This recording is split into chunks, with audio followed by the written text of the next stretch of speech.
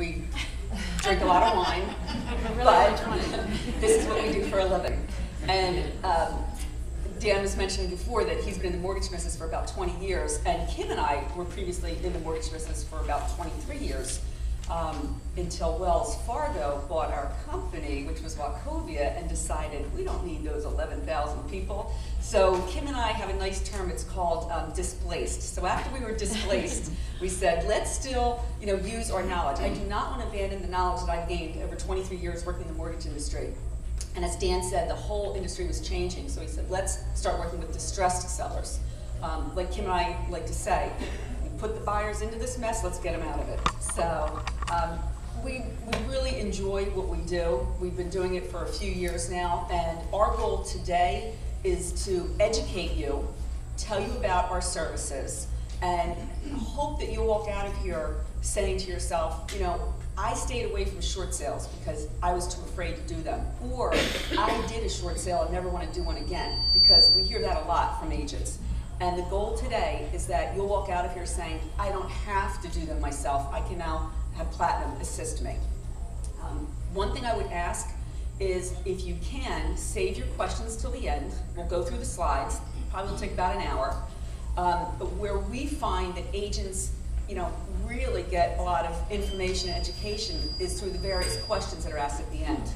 Is this microphone echoing for anybody? Because it is for me up here. Are you hearing it? How about if I just kind of point it that way? Can you all hear me? Okay.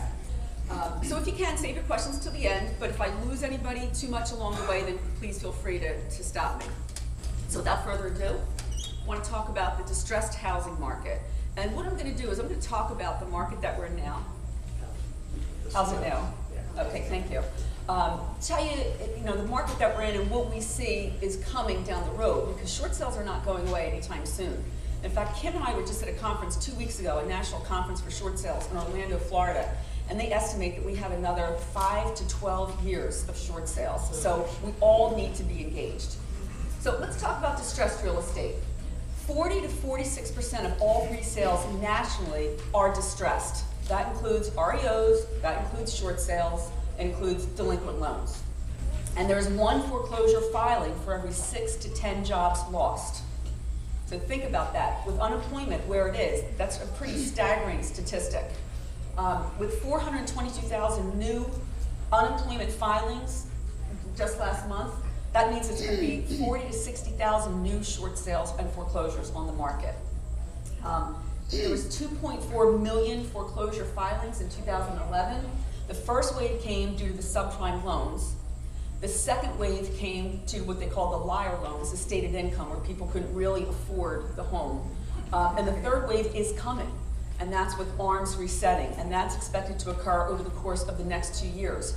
So with all these foreclosure filings, we all have the opportunity to turn the foreclosure filing into a short sale. And I will tell you this, we work with banks consistently. They want to do short sales. They are not in the business to do foreclosures and to take properties back. So as far as REOs and shadow inventory goes, does anybody in here not know what shadow inventory is, or should I explain that to you? Yeah. Shadow inventory basically is the property that the banks have taken back but have not put out on the market yet. So there were foreclosures that the banks now own, but they haven't released them to the market yet. The banks could not possibly release all these properties out of the market because we would have a housing crisis that we would never be able to dig ourselves out of. There's currently a 36-month supply of REO and homes in foreclosure that has not been released to the market yet. Less than 33% of the REOs that the banks own are put out there as inventory on the market right now. So think about that. That means the banks are holding an additional 66% of inventory that we have not even seen yet. Think about what that's going to do to home prices. They're going to continue to decrease, which means short sales will continue to increase. And less than 20% of homes that have a foreclosure filing are listed for sale. The thing that Kim and I find most is sellers put their head in the sand. They don't want to deal with the situation at hand. And I will tell you that if you have a seller or you know of anybody that has a foreclosure filing, the best thing they can do for themselves is to list their home for sale. And we're going to talk about the different initiatives that the banks have. I think we all have heard about HAFA.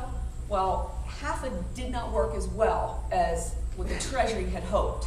So what the banks are doing is they're coming out with cooperative short sales.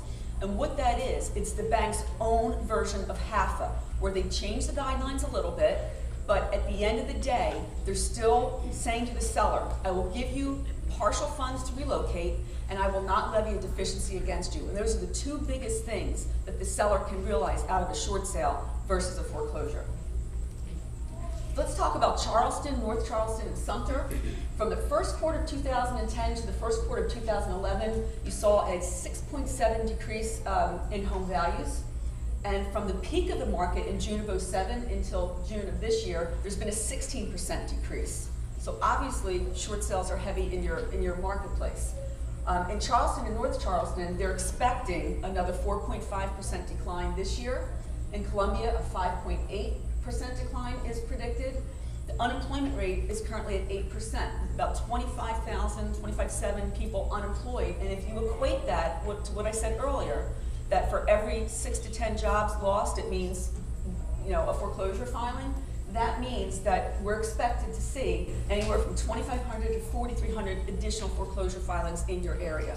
Those foreclosure filings, again, are short sale opportunities. It's not to say that you have to be in foreclosure, to do a short sale. You don't have to be, but that's the additional amount of foreclosures that are expected to hit your marketplace this year.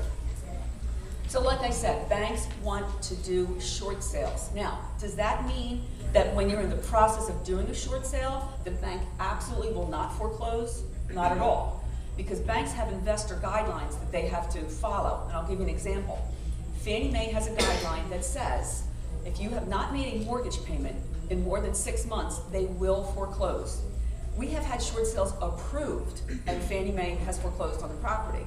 So after 6 months, believe it or not, the seller has to make arrangements with Fannie Mae, or they have to make some kind of partial payment to avoid foreclosure. That is something that it doesn't matter what Wells says, what Bank of America says, or anybody else that services the loan. It's an investor guideline. But still, all of the servicers want to do short sales. In fact, we're going to talk about this in a little bit. There's a rating that Fannie and Freddie use. It's called the STAR rating. And basically rates servicers' ability to prevent foreclosure for the portfolio of loans that they service. And all of the servicers are going to get rated, and they're going to be made public. And we all just found out last week, as part of the STAR rating and part of HAFA and HAMP, that Wells, Bank of America, and Chase, Treasury said, we are withholding payments to you.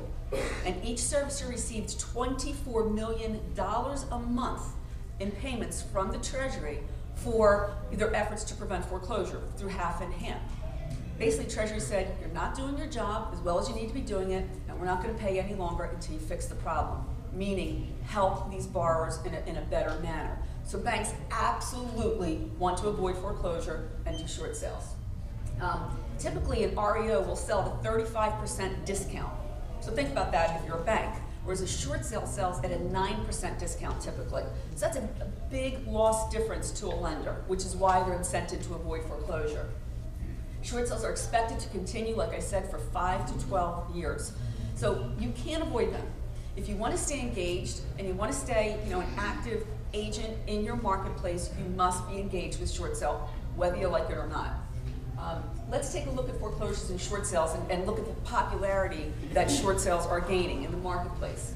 In 2008, there was 914,000 foreclosures and 95,000 short sales. Okay, so just 9% were short sales. In 2009, that number jumped to 263,000 short sales, which is 22% of all distressed real estate. And in 2010, it accounted for 26% of all distressed real estate, or 375,000 short sales. So let's talk about recovery. And I thought this was a very interesting slide that we saw when we were down in Florida. And we had the president of Realty Track give us the speech. It was very, very informative, gave us a lot of statistics. And he said, when will we all recover from the mess that we're in? He says, well, when we create jobs, okay?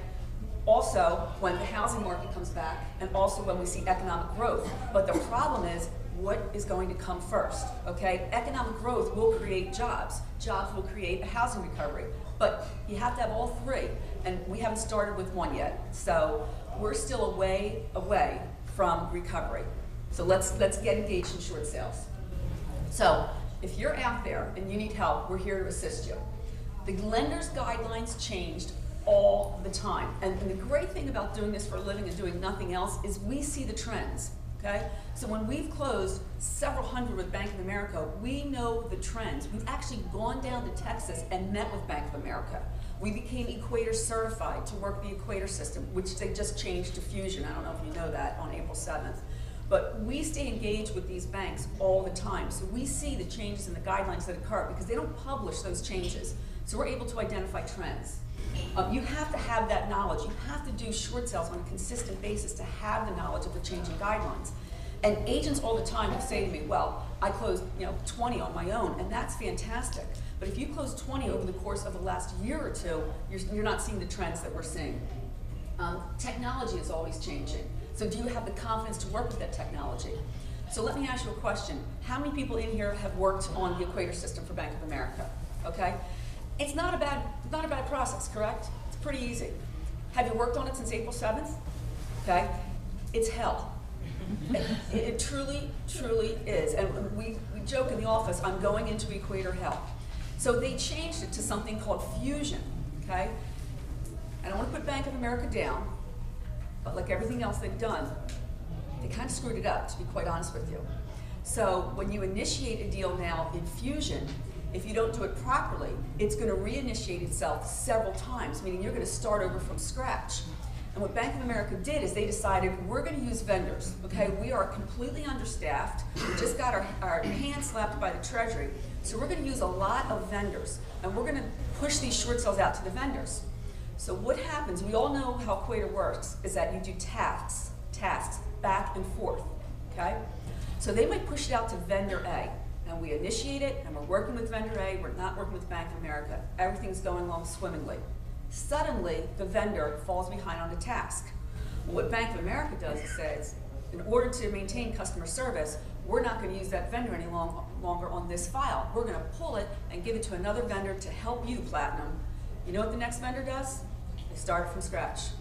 So in an effort to help us, they've started our files 4 and 5 times over from the beginning.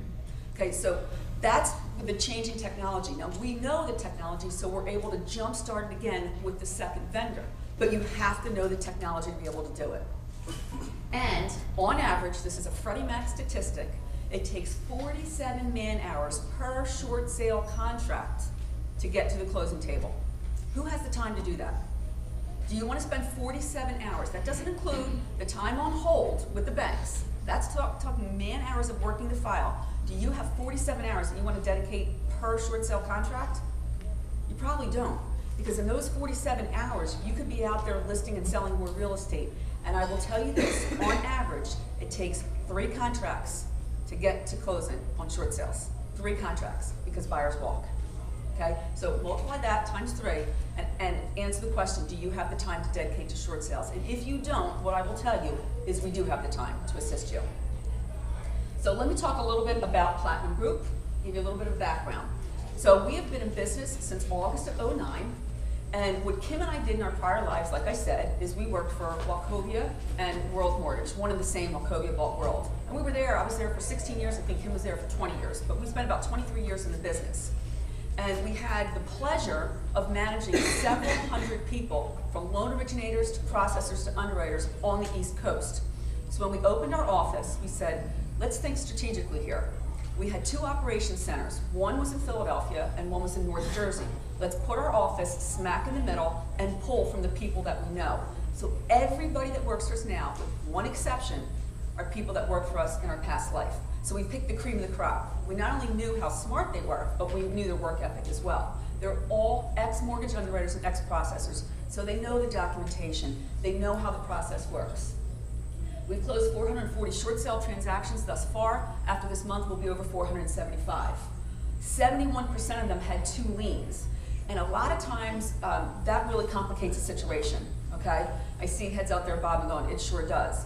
I will tell you this, we stopped taking transactions in which there's 3 liens to negotiate, because that's darn near impossible. We tried on about 15 of them, and we said, no more. 2 liens is fine. It is complicated unless you do it with Bank of America, because they will let you negotiate both liens at the same time. But there are companies out there, like Wells Fargo, even if you have a Wells first and a Wells second, you are working with two separate departments and they are not speaking to each other. So when you have the first saying, I'll give 3,000, and the second saying, I want 24,000, that's the point that you start, and you have to somehow get them to meet in the middle. And it's challenging.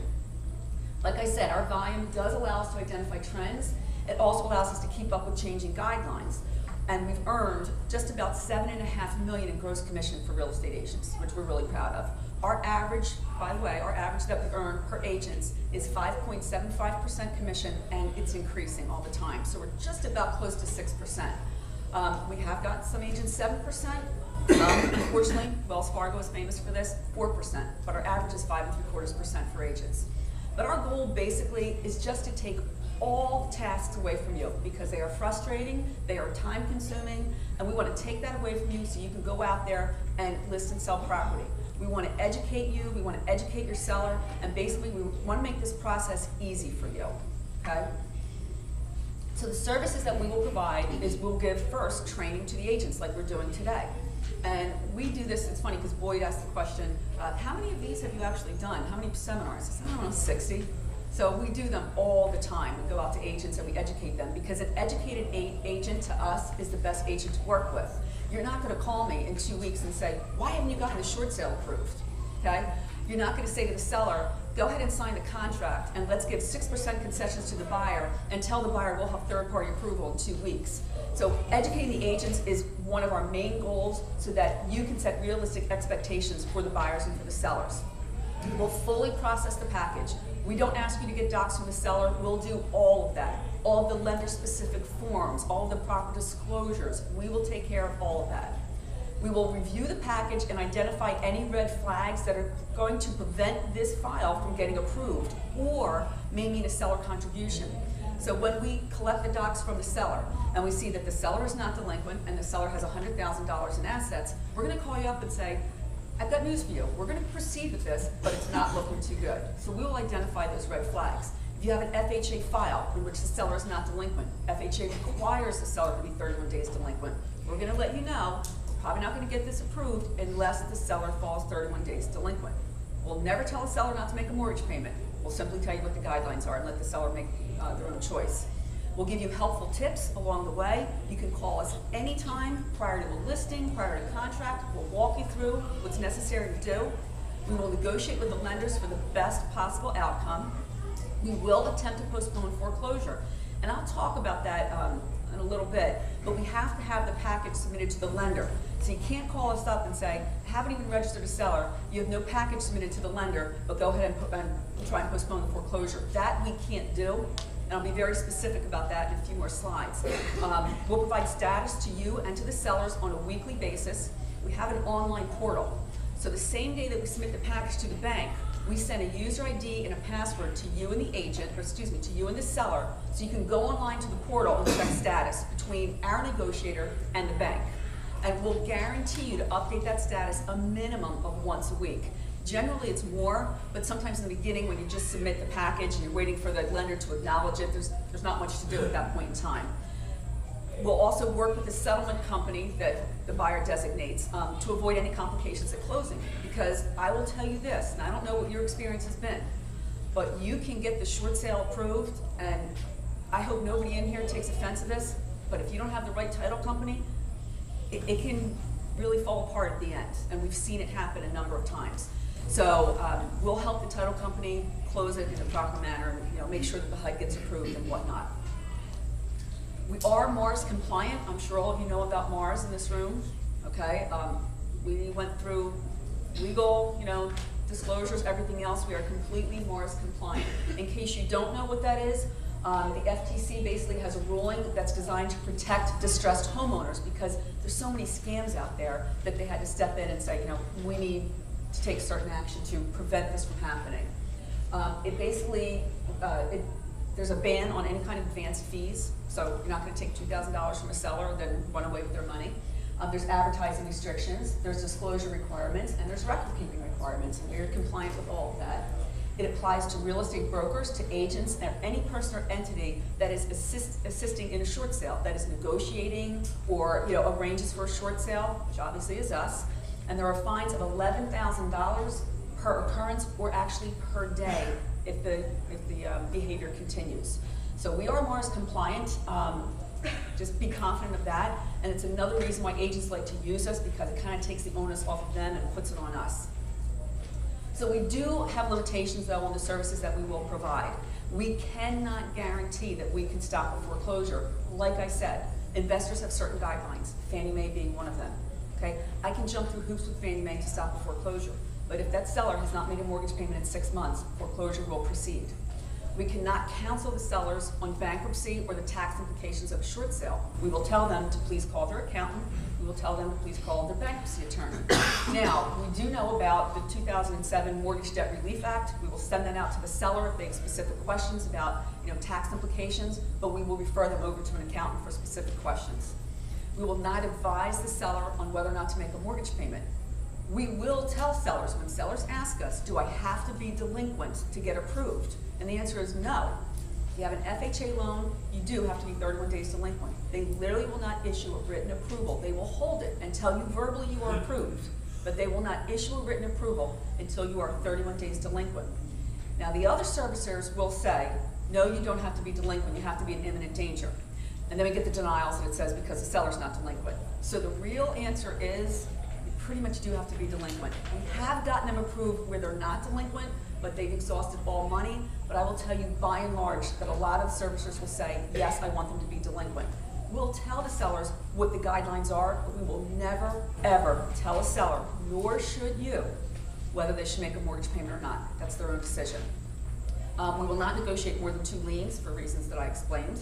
We will not negotiate the seller's personal liens if they have IRS liens or whatever, including their homeowners.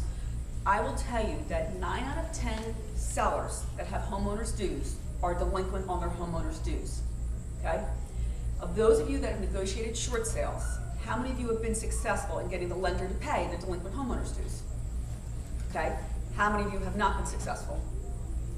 It's about a 50-50 shot. And again, investors have certain guidelines. For instance, Fannie Mae will say, I'll pay 6 months. The problem is the seller's usually about 18 months delinquent on average, okay, which means the seller has to come up with the 12 months remaining funds. Well, if they had that money in the first place, they would have kept up on the dues. So what we say to the sellers, go to your homeowners association, tell them you're doing a short sale, you've received a foreclosure notice. You owe them $1,500 or $2,000, whatever it is, offer them 25 cents on the dollar, and believe me, they will take it. So we'll advise the seller on what to do. We will not work on personal liens, because all too often there's IRS liens and whatnot. That is the responsibility of the seller. We cannot save files in which all efforts have been exhausted. So agents will call us up and they'll say, I've been working on a short sale for 6 months. Okay, GMEC is the first lender, and they're only going to give $3,000 to PNC, and PNC is the second lender, and PNC wants $20,000. I've tried for 6 months, and I can't get them to meet in the middle. I got to be honest with you. If you tried for 6 months, our efforts probably aren't going to be much more successful than that. We can give it a shot, but in all honesty, it's probably not going to work. So if you truly have exhausted all efforts, we can't come in and work miracles on those files. And we cannot control the lender's time frame for a decision. I will tell you, because we know the lenders and because we know the short sale process so well, we are very, very efficient.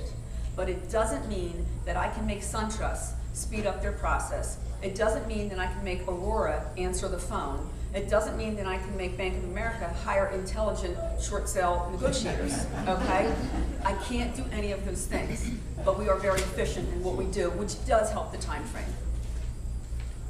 I'm really not going to bash Bank of America all day, truly. It's just, we work with them so often, it's just hard not to. So our communication begins with the seller after you register the seller, and you register the seller after you have a ratified contract. Let me tell you why we do that. You have to understand something. We work with thousands and thousands and thousands and thousands of agents, and typically an agent will say to a seller, before they've even listed the house, call Platinum Group, they'll walk you through it, okay? If I had a call center, I would do that, but I don't. I have a staff of processors and negotiators that work on short sales, and we have to work on the short sales at hand that we have files on. So I can't be a counseling center to all sellers. But what we will do is we will discuss with agents. Now, I'll tell you this also. We have the seller sign certain disclosures, Mars compliant disclosures. The reason why we also can't talk to the sellers, they haven't signed the disclosures yet unless you've registered them, okay? but we will talk to the agents because we work for the seller on behalf of the agent. So if prior to a listing or prior to accepting a contract, an agent wants to call us and ask us any questions that you